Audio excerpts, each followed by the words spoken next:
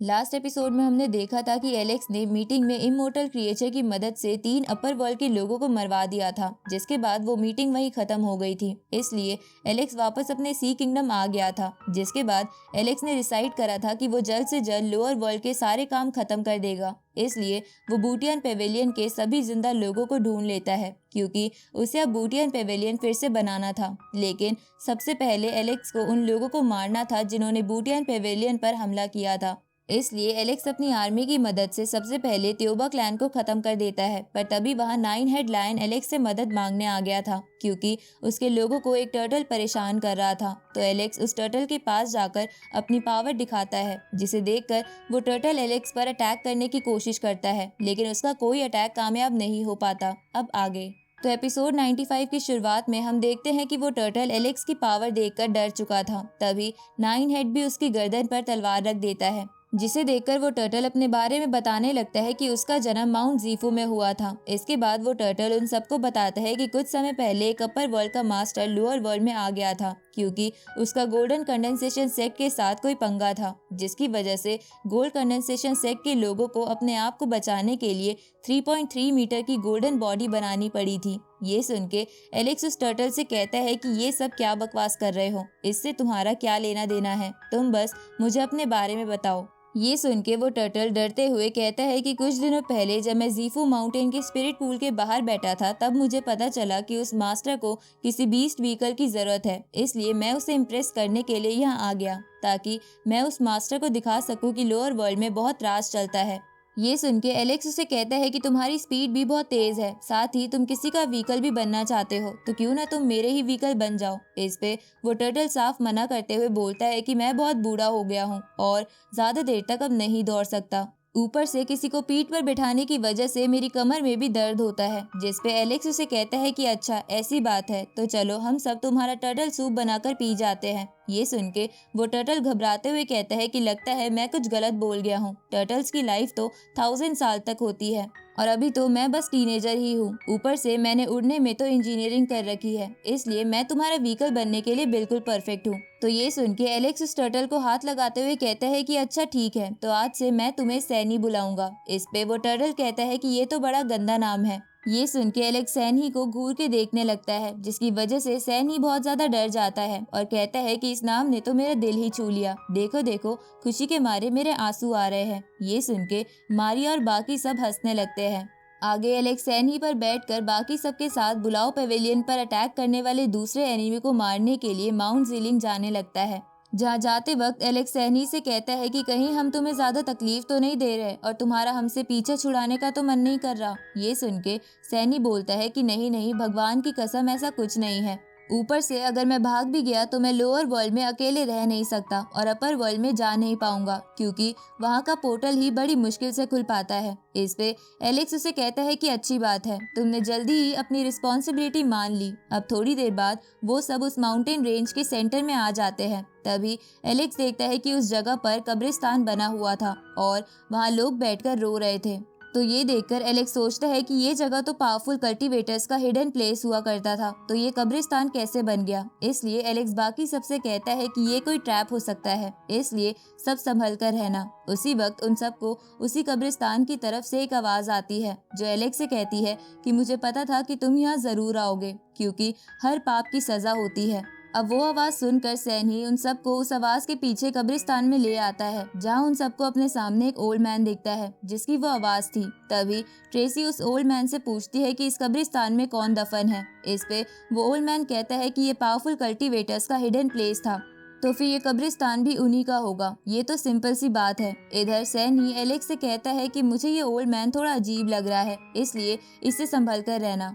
ये सुन के एलेक्स अपना आर्मर पहन लेता है और उस ओल्ड मैन से पूछता है कि क्या आप भी एक एंशिएंट गॉड यानी एक पावरफुल कल्टीवेटर हो, जिसका जन्म बहुत पहले हुआ हो।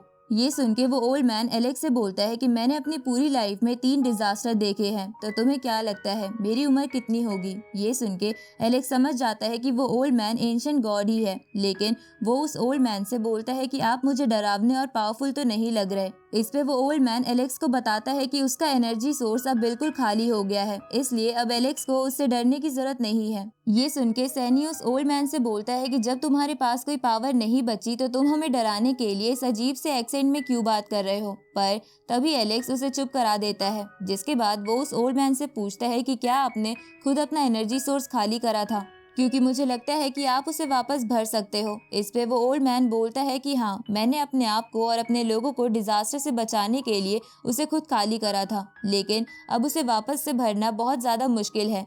इससे तो आसान है कि मैं फिर से अपना कल्टीवेशन शुरू करूं, पर अब मेरे में इतनी हिम्मत नहीं बची है। ये सुन के एलेक्स उसे कहता है कि आप थोड़ी देर पहले मुझे ये कह रहे थे कि आप मेरा ही इंतजार कर रहे थे। इस पे वो ओल्ड मैन कहता है कि मुझे पता है कि तुम लोग यहाँ क्यों आए हो, पर जिन लोगों को तुम मारने आए हो वो ऑलरेडी मर चुके हैं। ये सुन के ट्रेसी उस ओल्ड मैन से कहती है कि हम अपना बदला पूरा किए बिना यहाँ से कैसे जा सकते हैं।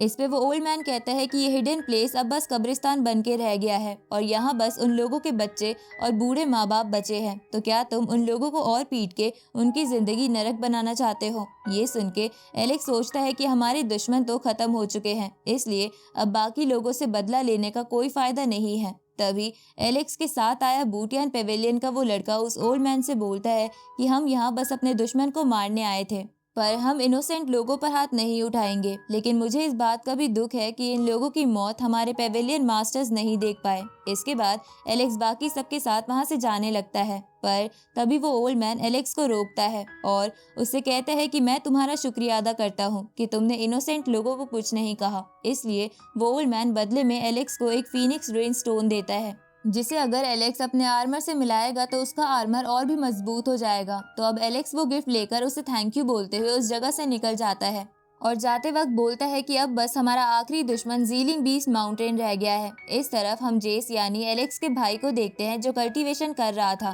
तभी अचानक से उसकी आंखों में कुछ सिंबल्स चमकने लगते हैं। दूसरी तरफ एलेक्स सैनी के साथ उस बीस्ट माउंटेन पर आ जाता है और सैनी उन सबको अपनी पीठ पर बैठाकर वहां के जंगलों से धीरे धीरे आगे बढ़ने लगता है। तभी एलेक्स उन सबसे कहता है कि मैंने सुना है कि पुराने समय से इस जगह पर बहुत ज्यादा बीस्ट रहते हैं और यहाँ पर बहुत फॉग होता है, इसलिए हम सबको संभल कर रहना होगा। अब थोड़ी आगे जाने के बाद उन लोगों को फॉग नहीं दिखता, जिसे देखकर मारिया कहती है कि यही इस जगह की बहुत अजीब बात है। कभी कभी तो यहाँ पर बहुत फॉग होता है और कभी कभी बिल्कुल नहीं।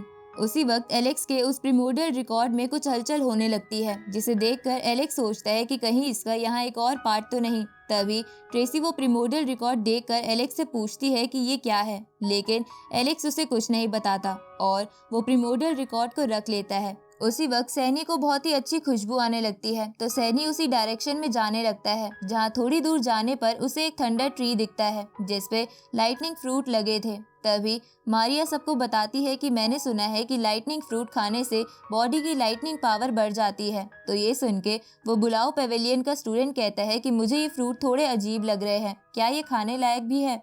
उसी वक्त सैनी एक फ्रूट तोड़ते हुए कहता है कि मैं खाकर अभी बताता हूँ, लेकिन सैनी के वो फ्रूट तोड़ते ही उस ट्री पर बैठे 3 इंसेक्ट अटैक करते हैं और उसे बहुत दूर फेंक देते हैं। तो ये देखकर एलेक्स जल्दी से सबके चारों तरफ एक शील्ड बना देता है और उन सबको लेकर वहां से भागने लगता है। जहाँ भागते हुए वो सैनी से कहता है कि इस फ्रूट को फेंक दो, लेकिन सैनी ये कहते हुए मना कर देता है कि मैंने इसके लिए अटैक झेला है। इस पे एलेक्स उससे बोलता है कि अगर तुमने ऐसा नहीं किया तो मैं तुम्हें यही छोड़ दूंगा। ये सुन के सैनी वो फ्रूट छोड़ देता है, लेकिन वो इंसेक्ट फिर भी उसका पीछा नहीं छोड़ते। उसी वक्त एलेक्स के बालों पर लगा म्यू जो उसे पहले मिला था अपना ऑरा रिलीज करने लगता है, जिसे महसूस करने पर वो इंसेक्ट वहां से भाग जाते हैं। तो एलेक्स बाकी सबको लेकर एक जगह पर आता है जहां मारिया सबसे कहती है कि वो सब बहुत डेंजरस थे।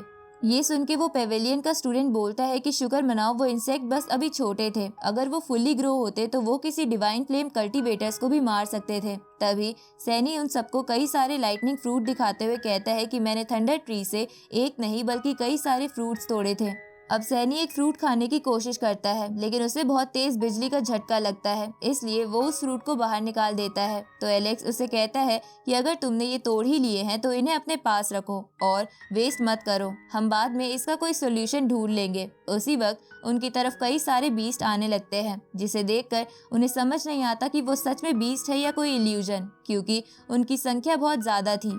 तभी एलेक्स उन सबको लेकर कहीं और आ जाता है, जिसे देखकर सैनी कहता है कि ये जगह असली नहीं है। ये सुन के एलेक्स उससे पूछता है कि तुम्हारे कहने का क्या मतलब है। इस पे सैनी एलेक्स को बताता है कि मैंने सुना है कि इस माउंटेन पर एक जगह ऐसी है जो कुछ कल्टीवेटर्स ने अपनी स्पिरिचुअल पावर से बनाई थी और मुझे ये जगह वही लग रही है। तभी जमीन में से एक स्टोन निकलकर उन सबके सामने आ जाता है, जिसे पढ़कर एलेक्स बोलता है कि मुझे ये इंसान का लिखा हुआ तो नहीं लग रहा, कहीं ऐसा तो नहीं यहाँ के बीस्ट बहुत ज्यादा इंटेलिजेंट हो गए हैं और उन्होंने ये लिखा है। ये सुन के सैनी कहता है कि अगर ऐसा है तो हम बहुत बड़ी मुसीबत में फंस जाएंगे, क्योंकि हम कई सारे बीस्ट के इलाके में हैं। उसी वक्त सैनी पर एक बीस्ट अटैक करता है, जिसपे सैनी कहता है कि यहाँ के बीस्ट तो बहुत ताकतवर है। तभी एलेक्स उन सबको लेकर वहाँ से माउंटेन के बाहर के एरिया में ले आता है, जहाँ वो पेवेलियन का स्टूडेंट वो लाइटनिंग फ्रूट देखते हुए एलेक्स से कहता है कि थंडर ट्री इस माउंटेन के बीचों बीच लगा था, जो बहुत अजीब बात है। कहीं ऐसा तो नहीं कि इस फ्रूट को खाने के बाद हमें इस जगह के बारे में और पता चलेगा। ये सुन के एलेक्स उससे कहता है कि अगर ऐसा है तो मैं इसे जरूर ट्राई करूंगा, क्योंकि हो सकता है कि इससे मुझे और भी बेनिफिट मिले। अब एलेक्स उस फ्रूट को खा लेता है, जिसकी वजह से उसकी बॉडी में लाइटनिंग फैलने लगती है, जिसे देखकर बाकी सब दूर हो जाते हैं। तभी सैनी कहता है कि इसे कोई भी छूना मत, क्योंकि अगर एलेक्स ने इस फ्रूट को सही से डाइजेस्ट कर लिया तो उसे लाइटनिंग पावर मिल जाएगी, नहीं तो ये सब वेस्ट हो जाएगा।